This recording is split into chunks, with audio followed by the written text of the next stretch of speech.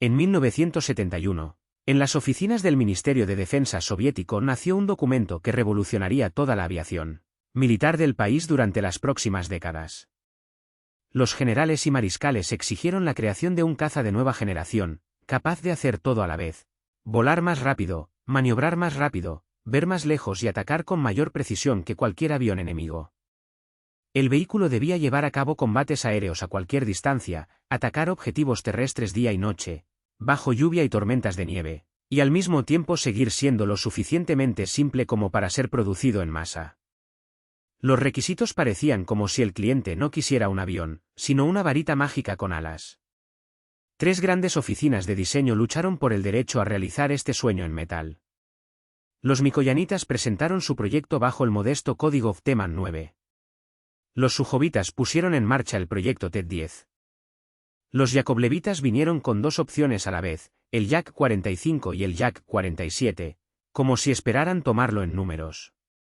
La comisión estudió todas las propuestas y los proyectos Sukhov y Miga se convirtieron en los líderes de la carrera, dejando atrás a los Yakovlevtsev. Pero mientras los diseñadores dibujaban sus fantasías, se produjo un importante punto de inflexión en la mente de los estrategas militares. Alguien finalmente releyó sus propios requisitos y se dio cuenta de lo obvio: era físicamente imposible reunir todas estas capacidades en una sola máquina. Incluso si por algún milagro fuera posible montar un monstruo así, resultaría monstruosamente caro y al mismo tiempo mediocre en todo. Un operador de varias máquinas que puede hacer de todo, pero en realidad nada. Por cierto, al mismo tiempo, los estadounidenses pisaron el mismo rastrillo con su programa de caza único, del que eventualmente surgieron varios aviones completamente diferentes. El ejército soviético no resultó ser más estúpido y tomó una decisión que determinó el destino de nuestro héroe. En lugar de una máquina universal habrá 2. La oficina de diseño de Sukhoi recibió un caza de primera línea prometedor, una máquina pesada para ganar superioridad aérea. Y los mikoyanitas recibieron la tarea de crear un caza ligero de primera línea, un luchador compacto y enojado para la primera línea. Y aquí es donde comienza la diversión. El caza ligero de primera línea no fue creado simplemente como una copia más pequeña de su hermano mayor. Detrás de esto había toda una estrategia, construida para un escenario específico de la Tercera Guerra Mundial en Europa. La Unión Soviética y los países del Pacto de Varsovia construyeron una densa red de aeródromos a lo largo de sus fronteras occidentales, ubicados literalmente a decenas de kilómetros uno del otro. Los cazas ligeros tuvieron que despegar de estas bases, entrar en batalla a la velocidad del rayo, regresar, repostar y volver a volar, saltando de aeródromo en aeródromo. Cada una de estas bases podría convertirse en el objetivo de un ataque nuclear, por lo que la máquina tuvo que funcionar incluso en carriles rotos y carreteras normales. Según los estrategas, estos cazas constituirían el 70% de toda la flota de la Fuerza Aérea. Tenían que haber muchos, lo que significa que cada copia no podía costar tanto como una nave espacial. Los mikoyanitas se pusieron a trabajar e inmediatamente chocaron contra una pared. Todos estos requisitos: alta maniobrabilidad, armas potentes, equipamiento moderno, capacidad de apoyar a los aliados, desde bombarderos hasta helicópteros e incluso atacar objetivos terrestres, debían comprimirse en un cuerpo pequeño y ligero. Cada kilo de más se convertía en un enemigo, cada centímetro de espacio valía su peso en oro. Los diseños antiguos y probados, como el utilizado en el MiG-23, simplemente no dieron resultado. Se necesitaba algo fundamentalmente nuevo. Y los ingenieros sabían exactamente qué. El diseño integral, en el que el fuselaje y el ala se fusionaban en un solo cuerpo portante, prometía un gran salto en la eficiencia aerodinámica. Pero había un inconveniente. Esta tecnología en aquel momento seguía siendo un territorio casi inexplorado, lleno de riesgos y sorpresas impredecibles. Los mikoyanitas dudaron durante mucho tiempo, pero al final decidieron arriesgarse. Después de trabajar en docenas de opciones, los diseñadores finalmente encontraron la forma, la 12ª iteración del proyecto, que formó la base del futuro avión. A partir de ese momento, el proyecto recibió un índice de 9,12. La siguiente cuestión crítica fue la elección de la central eléctrica. ¿Un motor o 2? A primera vista, un motor parecía la solución ideal para un caza ligero. Además, para el Sub-27 ya se estaba creando el potente AL-31F, que bien podría ser adecuado. Pero la experiencia de conducir vehículos monomotor en los años 70 susurraba algo completamente diferente. Los motores de esa época eran caprichosos y poco fiables. Y la falla de un solo motor significó una cosa. El piloto regresó a casa en paracaídas y el Estado perdió un costoso avión. Cuando los luchadores costaban centavos y remachadas por miles, esas pérdidas se cancelaron sin mirar. Pero la cuarta generación prometía precios completamente diferentes. Después de un intenso debate, ganaron los defensores de los dos motores. Y entonces surgió una nueva tarea. Se necesitaba un motor completamente nuevo, compacto, ligero y lo suficientemente potente. Los ingenieros de la oficina de Klimov se encargaron de crearlo. Y así empezó a nacer el corazón ardiente del futuro MiG, el motor RD-33.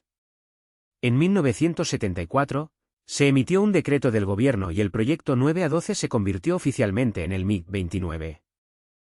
Pero tan pronto como el recién nacido recibió un nombre, el azar intervino en su destino. Los militares, impacientes como siempre, exigieron un caza más rápido. Se decidió crear el avión en dos etapas. Primero, una versión simplificada con equipos de la generación anterior y luego una máquina completa con el último hardware. Un hermoso plan que fracasó en 1976, cuando el piloto Víctor Belenko secuestró un interceptor MiG-25 y lo llevó a Japón, donde los ingenieros estadounidenses lo desmantelaron hasta el último tornillo. Catástrofe. Toda la flota de MiG-25 tuvo que ser virtualmente reensamblada, al mismo tiempo que se aceleró el proyecto MiG-31. Todas las fuerzas de la oficina fueron arrojadas allí y simplemente no había suficientes manos para el recién llegado. Se canceló la opción simplificada, concentrándose los recursos restantes en el proyecto principal. El resultado de esta desesperada concentración se materializó el 6 de octubre de 1977, cuando el MiG-29 con número de cola 901 despegó de la pista y surcó los cielos por primera vez. El programa de prueba se desarrolló a una escala que coincidía con las ambiciones del proyecto. 14 prototipos y varios laboratorios voladores volaron una y otra vez, acumulando cientos de horas en el cielo. Los pilotos de prueba continuamente complacieron a los diseñadores con resultados brillantes y un minuto después, los obligaron a agarrarse la cabeza, exigiendo modificaciones urgentes. Por eso los primeros prototipos eran notablemente diferentes entre sí, y cada uno de los siguientes presentaba huellas de correcciones nacidas de la experiencia del anterior. Paralelamente al caza monoplaza, también se creó una versión de entrenamiento de combate biplaza del MiG-29V con una cubierta de cabina ampliada, pero sin radar. Simplemente no había suficiente espacio en la nariz para el localizador. Fue reemplazada por una segunda cabina. El principal dolor de cabeza fueron los motores. Los RD-33 todavía eran toscos, caprichosos y absolutamente poco fiables, lo que provocó la pérdida de dos vehículos durante las pruebas. El consumo de combustible resultó ser mayor de lo que nos gustaría, y en algunos modos de vuelo, salió un espeso humo negro de las boquillas, una tarjeta de presentación patentada que el motor heredó de las características de la cámara de combustión. El prototipo final, que absorbió todas las mejoras y correcciones, fue el tablero 925. Es este avión el que puede considerarse el padre de todos los MiG de producción de la familia 29. Las pruebas de vuelo se completaron con éxito en el otoño de 1983, y ya en el verano de ese año los primeros vehículos de producción comenzaron a entrar en servicio con las tropas. El primero en recibir el nuevo caza fue el 91º Regimiento de Instructores de Aviación en Lipetsk, donde los pilotos instructores tuvieron que dominar el vehículo y preparar un programa de reciclaje para las unidades de combate. A continuación, los MiG-29 fueron a Kubinka, Ross e Ivano-Frankivsk. Y el caza fue aceptado oficialmente en servicio con la Fuerza Aérea de la Unión Soviética por resolución del Consejo de Ministros en junio de 1987, cuando el avión ya volaba en pleno servicio en regimientos de combate.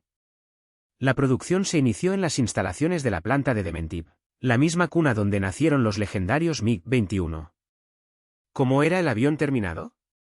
El coche, de más de 17 metros de largo y 11,5 de envergadura, parecía muy compacto. Al mismo tiempo, tuvo una divertida ilusión óptica. Dado que los diseños del MiG-29 y el Sub-27 eran similares, a muchos les pareció que eran casi el mismo avión, solo que ligeramente diferentes en tamaño. Pero tan pronto como los pusiste uno al lado del otro, la ilusión se desmoronó instantáneamente. La diferencia de tamaño resultó ser colosal, como si un lobo y un oso estuvieran uno al lado del otro. Gracias a su diseño integral, el fuselaje convencional prácticamente no existía aquí. La fuerza de elevación fue creada por todo el cuerpo. El fuselaje, el hinchamiento y el ala funcionaban como una sola unidad. En la cola hay un par de estabilizadores móviles y dos aletas grandes, ligeramente inclinadas con respecto a la vertical. El tren de aterrizaje resultó ser de 3 ruedas y muy fuerte, sin pretensiones para la calidad de las pistas. El bastidor delantero tenía 2 ruedas y los soportes principales llevaban una rueda cada uno. Los resultados de la lucha de los ingenieros por cada gramo de masa eran difíciles de notar desde fuera, pero por dentro aparecían por todas partes. El avión se ensambló a partir de piezas y paneles grandes, lo que redujo el número de conexiones y uniones. Parte de la carga fue asumida por los elementos internos de la estructura y el núcleo de toda la potencia. El boro se convirtió en el tanque de combustible central, fabricado mediante soldadura de acero. La tecnología de este tipo de soldadura se dominó durante la creación del MiG-25 y ahora nos ha resultado útil. Los motores se colocaron en la sección de cola, pero no se presionaron entre sí, como se hacía en muchos automóviles extranjeros, sino que se espaciaron ligeramente hacia los lados, llenando el espacio entre ellos con la llamada columna vertebral, que se extendía desde la cabina hasta la cola y se llenaba de equipo. En su extremo se ocultó un bloque de paracaídas de freno y entre las boquillas se instaló un freno aerodinámico formado por 2 aletas que divergían verticalmente. Las tomas de aire en forma de cuña se bajaron, debajo de la carrocería. Esta disposición casi eliminó el bloqueo del flujo de aire durante las maniobras activas, pero creó otro problema. En el suelo, las tomas bajas aspiraban con avidez piedras, tierra y todo lo que atravesaba la franja. La solución resultó elegante y radical. Durante el despegue y el aterrizaje, los canales principales se cerraron herméticamente con paneles protectores y el aire se suministró a los motores a través de aletas especiales en la parte superior de las protuberancias, esas mismas branquias. Durante el vuelo, todo el sistema volvió al modo normal. Dentro de los canales había paneles móviles que formaban un flujo de aire óptimo en cualquier velocidad y modo. Todo el espacio restante del fuselaje fue consumido por el sistema de combustible. 5 tanques en el casco y 2 más en las consolas de las alas contenían alrededor de 3,5 toneladas de queroseno. Además, 2 aviones desarrollaron un tanque externo con aproximadamente 1.200 kilogramos de capacidad, que se fijó entre los conductos de entrada de aire. Los diseñadores no se olvidaron de quienes tuvieron que dar servicio a todo este equipo. El avión adquirió una gran cantidad de escotillas y capós, lo que permitió un acceso rápido a todos los sistemas a bordo. Los motores se ensamblaron de tal manera que, si fuera necesario, se pudieran reemplazar en cuestión de horas. Para los técnicos acostumbrados al MiG-23, cuyo motor para sustituir requirió desmontar la mitad del avión, esto fue un verdadero regalo. Por tal sencillez, el automóvil heredó del MiG-21 el apodo honorífico de fusil de asalto Kalashnikov volador.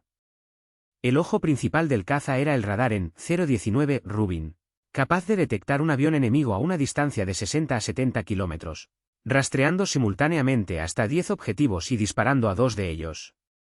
El segundo ojo era una estación de localización óptica ubicada frente a la cabina. Detectó un caza enemigo a 15 kilómetros y lo capturó a 8. No todos los cazas extranjeros de esa generación podían presumir de tener un sistema óptico incorporado, por lo que esto era una gran ventaja.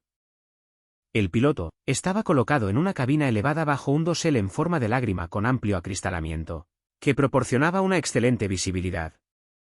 La vida del piloto estaba protegida por el asiento eyectable del KAR-36DM, que ya había demostrado su eficacia en el MiG-31.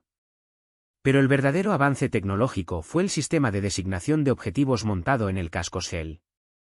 En combate cuerpo a cuerpo, el piloto podía apuntar misiles simplemente girando la cabeza hacia el enemigo. Hoy en día, estos sistemas se han vuelto comunes, pero en los años 70 parecía ciencia ficción, convirtiendo a un caza en un depredador mortal a distancias cortas. El MiG-29 recibió 7 puntos de suspensión de armas, en los que se podían montar hasta 2 toneladas de carga de combate. Para el combate cuerpo a cuerpo, crearon el misil R-73 con un cabezal térmico y control tanto de las alas como del vector de empuje. La familia de misiles R-27 operaba a distancias medias en varias modificaciones con cabezales térmicos y de radar. Y para atacar objetivos terrestres, el avión llevaba bombas aéreas y misiles no guiados. El cañón GSH-31 incorporado, un cañón monocañón de 30 milímetros, colocado en la afluencia izquierda, disparaba 1800 disparos por minuto con 150 cartuchos de munición. Se disparó una salva completa en 5 segundos. Y aquí empezó lo que más enorgullecía a los diseñadores. El diseño integral con una carrocería portante y protuberancias funcionó muy bien.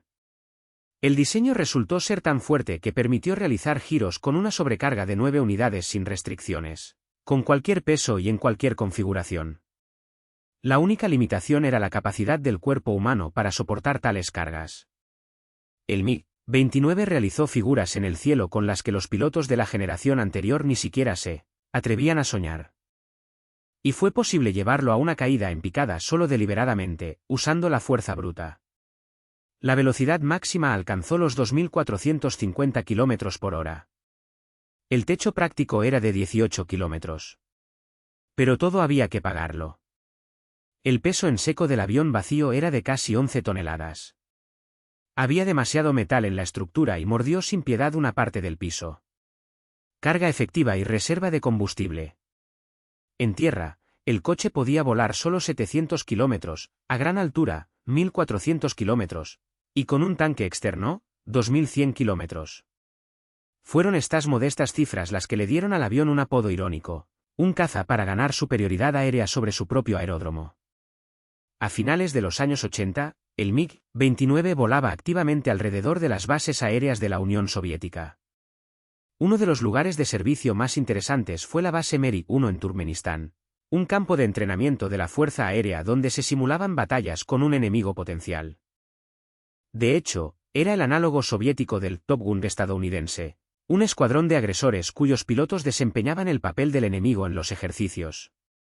Y en Kubinka, cerca de Moscú, donde el 234º Regimiento de Cazas de la Guardia se convirtió en una de las primeras unidades de combate en recibir el nuevo vehículo, en 1991, de los mejores pilotos del MiG-29 formaron un equipo acrobático, que se llamó Vencejos, y muy rápidamente se convirtió en una de las tarjetas de presentación de la aviación militar rusa. Y, por supuesto, hubo un escándalo. El 20 de mayo de 1989, el capitán Alexander Zuev, que sirvió en el 176º Regimiento de Cazas en un aeródromo de Georgia, secuestró un MiG-29 con destino a Turquía. La noche anterior, estuvo de servicio, invitó a sus compañeros a un pastel con somníferos y, cuando se quedaron dormidos, intentó desarmar al centinela. Se produjo un tiroteo en el que ambos resultaron heridos, pero Zuev aún así logró llegar al avión y lo levantó en el aire. Aterrizó en Trabzon, Turquía y buscó asilo político en Estados Unidos. Las autoridades turcas, que no querían estropear las relaciones con Moscú, devolvieron el avión lo antes posible, sin permitir que especialistas extranjeros lo estudiaran. En ese momento, alrededor de 800 cazas MiG-29 estaban en servicio en la Fuerza Aérea, la Defensa Aérea y la Marina de la Unión Soviética. La mayoría de ellos, en total conformidad con el concepto de combate de primera línea, estaban ubicados en regiones fronterizas con la OTAN en Europa del Este y el oeste del país. La inteligencia de Estados Unidos no estaba dormida. En 1977, los analistas de la CIA descubrieron dos siluetas desconocidas en imágenes de satélite del aeródromo de Ramenskoye y les asignaron designaciones temporales. Unos años más tarde, a medida que los detalles se fueron aclarando, los aviones recibieron nombres en clave de la OTAN. El MiG-29 se convirtió en Fulcrum, que se traduce como fulcro. El mundo occidental no vio el coche en funcionamiento hasta 1986, cuando aviones de combate acompañaron a la delegación soviética en Finlandia. Y apenas 2 años después, el MiG se mostró al público en general en el Salón Aeronáutico de Farnborough, en Inglaterra, donde causó sensación al realizar complejas maniobras acrobáticas, algunas de las cuales antes se consideraban imposibles para los aviones a reacción. Pero el episodio más dramático ocurrió en 1989 en el Salón Aeronáutico de París. Durante un vuelo de demostración, un pájaro chocó contra uno de los motores del MiG y el motor falló. El avión volaba a velocidad mínima y a una altitud extremadamente baja. No quedaba ni un segundo para pensar. El avión se estrelló casi de inmediato, pero el piloto logró eyectarse a una altitud de menos de 100 metros. El asiento del CAD-36 funcionó a la perfección y el piloto aterrizó sano y salvo frente a una multitud asombrada. El desastre, paradójicamente, se convirtió en la mejor publicidad no para el caza en sí, sino para su asiento eyectable. 4 años más tarde, en el Salón Aeronáutico de Fairford, el destino le puso una prueba aún más dura. Durante una maniobra en pareja, dos MiG chocaron en el aire. La situación ni siquiera era crítica, era desesperada. Pero ambos pilotos lograron salir de las máquinas que se estaban derrumbando y aterrizaron de manera segura en paracaídas. Luego, los periodistas escribieron que los pilotos saltaron de debajo de la tapa del ataúd. Mientras los MiG recibían aplausos en los espectáculos aéreos, se acumulaban las preguntas sobre ellos en el servicio de combate diario. Los sistemas de a bordo en algunos lugares no alcanzaron el nivel deseado. Los motores seguían necesitando mucha potencia y no tenían una larga vida útil. Y el modesto alcance de vuelo irritaba cada vez más a los militares. El concepto de combate denso de primera línea, para el cual se creó el avión, ya ha comenzado a perder apoyo. Y el comando quería conseguir un vehículo más versátil y de mayor alcance. Y entonces se abrió una ventana de oportunidad para los diseñadores. En los años 80, la flota soviética comenzó a construir portaaviones completos, en cuyas cubiertas esperaban cazas navales. El Sub-27 en su versión naval fue planeado como un interceptor pesado, y al MiG-29 se le asignó el papel de un caza polivalente, capaz de operar contra objetivos aéreos y marítimos. Habiendo recibido el pedido, el equipo de Mikoyan lanzó un trabajo a gran escala, dentro del cual crearon simultáneamente el MiG-29K de barco y su hermano terrestre MiG-29M, diseñados para resolver todo. Enfermedades del original. El volumen de modificaciones fue asombroso. Los ingenieros remodelaron las hinchazones, las alas y los estabilizadores, reemplazaron las aletas protectoras de entrada de aire con filtros de malla y quitaron las branquias superiores. La optimización de la producción condujo a una reorganización de todo el llenado y a un aumento de las reservas de combustible. En algunos lugares, el acero pesado ha sido sustituido por aleaciones ligeras de aluminio y litio y materiales compuestos. El motor se sometió a un procesamiento tan profundo que el RD-33K actualizado recibió su propio índice de fábrica. Agregaron control electrónico, una etapa de compresor adicional y rediseñaron completamente las cámaras de combustión, eliminando finalmente el humo característico. El motor se ha vuelto más fiable, más económico y más potente. El nuevo radar Zug ya podía ver a 80 kilómetros, rastrear 10 objetivos y disparar a 4 simultáneamente. Y lo más importante, funcionó mucho mejor en objetivos terrestres y marítimos. La masa de la carga de combate aumentó a 4,5 toneladas y aparecieron puntos de suspensión adicionales. Y el arsenal incluía armas de precisión, misiles guiados y bombas aire-tierra ajustables. La autonomía de vuelo en altitud finalmente alcanzó los 2.000 kilómetros, y con tanques externos, hasta 3.000 kilómetros. El primer vuelo del MiG-29M tuvo lugar el 26 de abril de 1986, un día que pasó a la historia por un motivo completamente diferente. Mientras los aviadores celebraban el nacimiento de un nuevo avión, empezaron a llegar terribles noticias desde Chernóbil. Los problemas surgieron de donde no los esperábamos. No desde la cabina de un caza enemigo ni desde un complejo antiaéreo, sino desde las oficinas de los políticos. En noviembre de 1989 cayó el muro de Berlín. Y en solo 2 años, primero se desmoronó el bloque de Varsovia y luego la propia Unión Soviética. Para el MiG-29, esto no fue un desastre técnico, sino conceptual. Toda la estrategia para la que nació dejó de existir de la noche a la mañana. La densa red de aeródromos de la que se suponía dependía terminó en el extranjero, en países ahora extranjeros. Dentro de la propia Rusia, las bases estaban esparcidas en un territorio gigantesco, y los 400 vehículos que quedaban en el país estaban aislados entre sí por distancias simplemente insuperables para su modesto alcance. El frente de aire sólido que se suponía que debían formar se convirtió en un tamiz con fugas. Y casi de inmediato llegó un bautismo de fuego, que no sumó optimismo. En 1991 estalló la Operación Tormenta del Desierto. 3 docenas de MiG-29 iraquíes se convirtieron en parte de una fuerza aérea fragmentada y mal organizada, a la que se oponía una maquinaria militar estadounidense que funcionaba bien. Los estadounidenses descubrieron y destruyeron aviones iraquíes mucho antes de que pudieran entrar en batalla. Los MiG no perdieron los duelos aéreos. Simplemente no tuvieron la oportunidad de participar en estos duelos. Fueron disparados a largas distancias, aprovechando la abrumadora superioridad de los sistemas de reconocimiento, radar y alerta temprana. Por supuesto, fue posible defender el avión con argumentos sobre la monstruosa desigualdad de fuerzas y la total falta de los iraquíes de un sistema de control de combate aéreo. Pero el mercado mundial de armas se rige por sus propias leyes, y esos resultados no mejoraron en modo alguno la reputación del combatiente. Mientras tanto, el Ministerio de Defensa ruso, enfrentado a una grave crisis presupuestaria, tuvo que tomar una decisión dolorosa. No había dinero para comprar ambos tipos de cazas, así que tuvimos que elegir uno. Y el Sub-27 en esta situación resultó ser el claro favorito. Era más versátil, cubría una amplia gama de misiones, podía luchar a todas las distancias, incluidas largas distancias y gracias a su suministro de combustible, no dependía de una densa red de aeródromos. Si el MiG-29 necesitaba el apoyo de cazas pesados, entonces el Su-27 podría funcionar de forma independiente. Sí, era más complicado y más caro, pero sus ventajas compensaban con creces esta diferencia.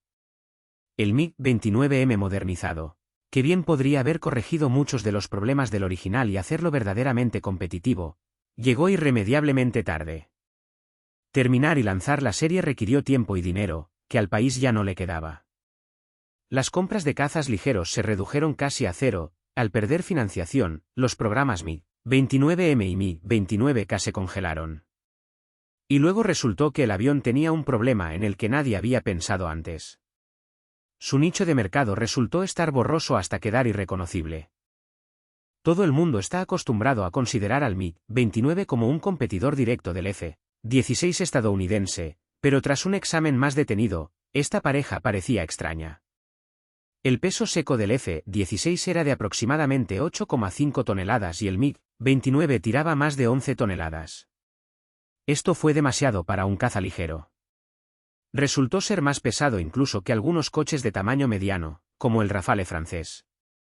Pero y no podría llamarse un caza mediano de pleno derecho, siendo inferior a ellos en términos de carga y alcance máximos de combate.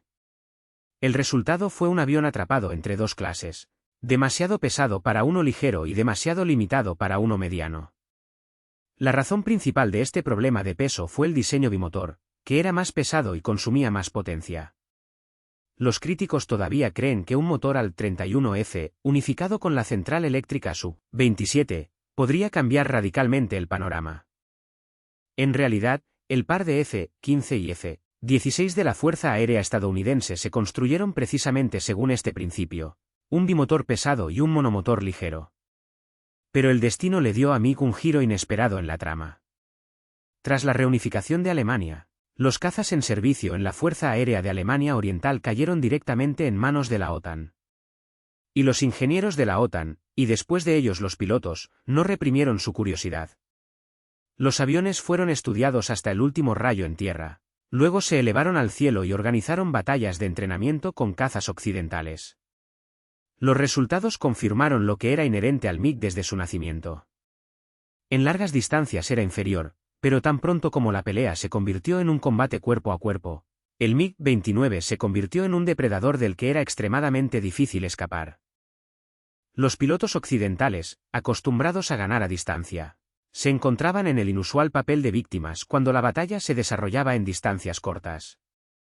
Y en 1997 sucedió una historia digna de una novela de espías. Estados Unidos compró 21 MiG-29 a Moldavia, interceptando literalmente el acuerdo que Chisinau estaba preparando con Irán. Washington pagó $40 millones y se hizo cargo de los aviones, donde se utilizaron para vuelos de estudio y entrenamiento. La mayoría de estos coches fueron posteriormente desguazados, enviados a museos o vendidos a propietarios privados. No todos los coleccionistas pueden presumir de tener en su garaje un auténtico caza soviético de cuarta generación. El comienzo de la década de 2000 trajo a los mikoyanitas lo que habían estado esperando durante más de 10 años. La Armada de la India buscaba un caza con base en portaaviones para su primer portaaviones, el Vikramaditya, y la Armada rusa quería complementar el grupo Su-33 en la cubierta del crucero pesado Admiral Kuznetsov. Los congelados proyectos MiG-29K y MiG-29M finalmente han recibido un segundo impulso. Para ser honesto, fue en la cubierta de un portaaviones donde este caza parecía más convincente. El diseño bimotor, tan criticado en tierra, era el estándar de seguridad en la aviación naval. La avería de un motor sobre el océano, donde no hay aeródromos alternativos, no debería haber sido una sentencia de muerte. Y en cuanto a sus dimensiones, el MiG encajaba perfectamente en el reducido espacio de un portaaviones, donde cada metro de cubierta y hangar contaba. A pesar del parecido exterior con sus antepasados de los años 80, el relleno de los coches relanzados fue rediseñado. Los motores se actualizaron a la versión RD-33MK, cuyo empuje de postcombustión alcanzó las 9 toneladas de fuerza. El control se volvió completamente electrónico y el nuevo radar Zuk en las versiones superiores recibió un conjunto de antenas en fase activa, lo que llevó sus capacidades a un nivel fundamentalmente diferente. El MiG-29K de barco y su versión de entrenamiento de combate MiG-29Q han alcanzado la producción en masa. La flota rusa recibió un par de docenas de vehículos y otros 45 fueron a la India. La historia del MiG-29M terrestre fue más compleja. Primero, aparecieron versiones monoplaza y biplaza, y luego, tras otra ola de mejoras, nació el MiG-35, que fácilmente podría considerarse la segunda generación de la 29ª familia. De manera muy similar a como el F-18 Super Hornet estadounidense se convirtió en una versión profundamente actualizada del Hornet original. Y, tan pronto como apareció, el 35º se lanzó directamente a la telenovela de aviación más ambiciosa de principios del siglo XXI, la licitación india para 126 cazas polivalentes. En este concurso de belleza se enfrentaron 6 contendientes de todo el mundo, el Gripen sueco, el F-16 estadounidense, el Rafale francés, el Tifón europeo, el F-18 estadounidense y el MiG-35 ruso. La serie india duró casi décadas y estuvo rodeada de escándalos, enfrentamientos y rondas interminables de pruebas. Cuando finalmente se anunció el ganador, resultó ser el francés Rafale. Las razones de la derrota del MiG se pueden discutir durante mucho tiempo, o las características no alcanzaron el nivel requerido, o los indios simplemente no querían depender de un solo proveedor, porque en el nicho de los cazas pesados ya reinaba supremo. En cualquier caso, la pérdida de un orden tan colosal fue un duro golpe. Sin un contrato importante, el MiG-35 volvió a quedar en el limbo. El caballo, por supuesto, lo encargaron para las fuerzas aeroespaciales rusas, pero en cantidades tan modestas que no se atrevieron a llamarlo una serie completa. Durante un cuarto de siglo, los militares se han acostumbrado a la familia Su-27 y sus numerosos parientes. Nadie tenía prisa por cambiar de hábitos.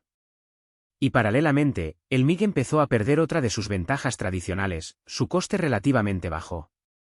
Una pequeña serie inevitablemente elevó el precio de cada copia, y mientras tanto, aparecieron en el mercado mundial nuevos jugadores agresivos. Los cazas chinos, en particular el J-10 y el JF-17 conjunto Pakistán-China, ya han comenzado a recibir pedidos de países en desarrollo que antes eran compradores naturales de MiG. Los vehículos se ofrecieron a precios atractivos, con condiciones flexibles y sin obstáculos políticos, lo que los convirtió en competidores extremadamente peligrosos precisamente en el segmento del mercado donde el MiG-29 alguna vez se sintió como un maestro. Sin embargo, sería un error descartar este avión. En total, se produjeron alrededor de 1.600 cazas MiG-29 de todas las modificaciones y cientos de ellos continúan sirviendo en decenas de países de todo el mundo. Rusia sigue siendo el mayor operador, con una flota de alrededor de 100 vehículos, sin contar los que están inactivos. Unos 80 aviones vuelan en la India, unos 40 en Egipto, y pequeños grupos se encuentran dispersos por los parques de otras 2 docenas de países. Mientras tanto, a principios de la década de 2000, el mundo vio quizás la modificación más espectacular de este caza. El MiG-29 con un sistema de desviación del vector de empuje estaba equipado con una boquilla de metal alrededor, que parecía una flor abriéndose. Este avión se convirtió en la estrella absoluta de los espectáculos aéreos, realizando maniobras en el aire que ningún otro avión del planeta podría replicar. Pero el manifestante siguió siendo un manifestante. El mecanismo resultó ser demasiado complejo para una operación masiva. La historia del MiG-29 resultó ser verdaderamente dramática. El avión, creado para una guerra que nunca comenzó, se vio rehén de cambios tectónicos políticos que rompieron el mundo entero en el que se suponía reinaba. El destino de sus creadores fue aún más dramático. La legendaria oficina de diseño, que regaló al mundo decenas de máquinas excepcionales, ha luchado todos estos años por sobrevivir, perdiendo recursos y pedidos. Y si nos fijamos en la quinta generación de cazas rusos, veremos un par de máquinas de última generación. Ambos índices comienzan con el prefijo Su. Si aparecerá un nuevo MiG en esta lista es una pregunta cuya respuesta solo sabrá el futuro. Si te gustó esta historia, dale me gusta, escribe en los comentarios qué luchador desmontar a continuación y asegúrate de suscribirte al canal para no perderte nuevos episodios. Nuevos lanzamientos.